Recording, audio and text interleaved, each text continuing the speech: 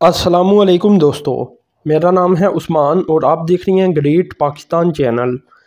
दोस्तों, पाकिस्तान की तरक्की और खुशहाली के मुतल्लक अगर कोई डेवलपमेंट होती है तो वो देखने के लिए आप चैनल को सब्सक्राइब करते हैं और साथ में जो बेल के आइकान पर क्लिक करते हैं। दोस्तों, एक मेगा तरीन प्रोजेक्ट ग्वादर के अंदर शुरू होने जा रहा है और तकरीबन इसके ऊपर जो पेपर वर्क है वो कंप्लीट कर लिया गया है। तो अल्हम्दुलिल्लाह दोस्तों, ये बहुत बड़ी डेवलपमेंट हुई है। इसकी डिटेल मैं आपसे शेयर करूंगा और साथ में एक और डेवलपमेंट है वो भी शेयर करूंगा, वो भी बहुत अच्छा प्रॉफिट जनरेट किया गया है तो वो आपसे शेयर करूंगा। खैर दोस्तों, यूनिवर्सल सर्विस फंड इनकी जानिब से फाइबर ऑप्टिक प्रोजेक्ट को लॉन्च किया जाने लगा है, जिससे जो 4G compatible high speed internet है और टेलीकॉम सर्विसेज हैं ये ग्वादर के अंदर अल्हम्दुलिल्लाह आ जाएंगी। और जहां तक इस प्रोजेक्ट की कंप्लीशन डेट की बात है तो वो सबसे पहले मैं आपको बताता हूं, अगले साल के मिड तक ये प्रोजेक्ट ही कंप्लीट हो जाएगा। दोस्तों, ये कुछ 400 किलोमीटर की फाइबर ऑप्टिक का प्रोजेक्ट होगा ग्वादर के लिए, जिससे ग्वादर और लोलालाई इस तरह के जो एरियाज़ है वहाँ सर्विसेज भी बेहतर हो जाएंगी और 4G भी आ जाएगी। तो ये काफ़ी ज़्यादा अहम तरीन होगा क्योंकि ग्वादर की तरक्की पाकिस्तान की तरक्की है। तो अल्हम्दुलिल्लाह जब वहाँ 4G आएगी तो यकीनन बहुत नई नई चीज़ें वहाँ आएंगी और जो हम ये चाहते हैं कि वो तेज़ी के साथ तरक्की करे तो वो तेज़ी के साथ तरक्की करेगा।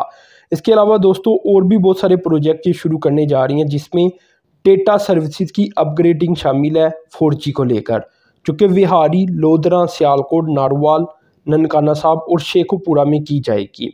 यानी यहाँ भी जो नेटवर्क की प्रॉब्लम रहती है उसमें कमी आ जाएगी और जो 4G की स्पीड है वो बेहतर हो जाएगी। तो अल्हम्दुलिल्लाह जहाँ तक इन प्रोजेक्ट की काम की बात है कि कहाँ तक काम पहुँचा है, तो जो पेपर वर्क है तकरीबन वो डन होने जा रहा है। इसके बाद इन पर प्रॉपर तरीके के साथ काम होगा। जहाँ तक दोस्तों एग्जैक्ट डेट की बात है तो बताया जाता है कि जून का जो आखिरी वीक होगा इसके अंदर अंदर ये प्रोजेक्ट शुरू हो जाएंगे सारे, और 12 से 18 माह के अंदर ये सारे प्रोजेक्ट भी कंप्लीट कर लिए जाएंगे। इसके अलावा दोस्तों ये भी बात याद रखें कि जो रोड नेटवर्क पाकिस्तान में बिछाया जा रहा है वहाँ भी जो डेटा सर्विसेज है इसे बेहतर करने की कोशिश की जा रही है और जो 4G की सर्विसेज है इसे भी प्रोवाइड करने की कोशिश की जा रही है। तो रोड आर्टरीज को लेकर भी USF का यूनिवर्सल सर्विस का एक प्लान मौजूद है। इसके मुताबिक दोस्तों M3 और M5 की अगर बात की जाए तो अगले 4 से 6 माह के अंदर यहाँ जो डेटा सर्विसेज के प्रोजेक्ट है ये कंप्लीट हो जाएंगे। इसी तरह IT और टेलीकॉम का प्रोजेक्ट M4 मोटरवे के ऊपर भी लॉन्च कर दिया जाएगा अगले माह तक।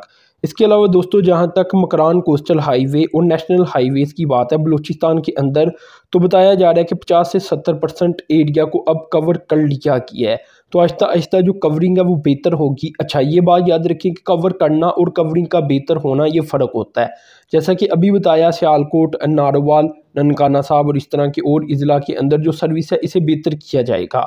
तो इसी तरह लॉन्च कर देना और बाद में इसे बेहतर करना भी एक फ़र्क रखता है। तो बलूचिस्तान में बहुत सारी जगह सर्विसेज आ चुकी हैं लेकिन वो थोड़ी कमज़ोर होंगी।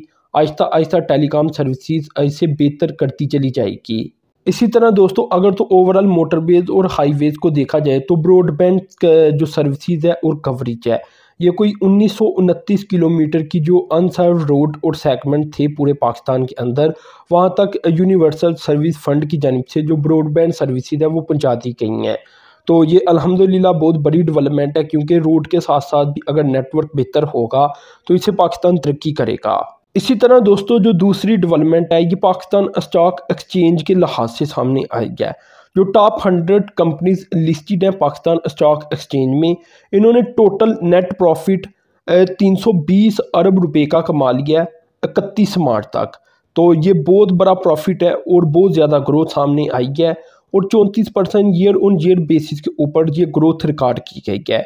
यहाँ दोस्तों ये बात याद रखें कि ये जनवरी से मार्च तक का मैं डेटा आपसे शेयर कर रहा हूँ, यानी थर्ड क्वार्टर का। तो थर्ड क्वार्टर के अंदर इन्होंने इतना ज़्यादा प्रॉफिट जनरेट किया है। इसमें दोस्तों ये भी बात याद रखें कि अभी महंगाई भी हुई है, चीज़ों की कीमतों में इजाफा भी हुआ है। इसके अलावा ये प्रॉफिट जनरेट किया गया है।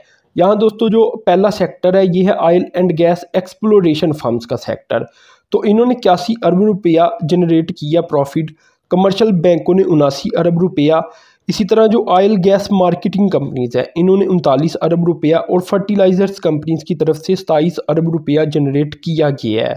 मज़ीद दोस्तों जो सीमेंट सेक्टर बताया जाता है इनका नेट प्रॉफिट 155 अरब रुपया बताया जा रहा है।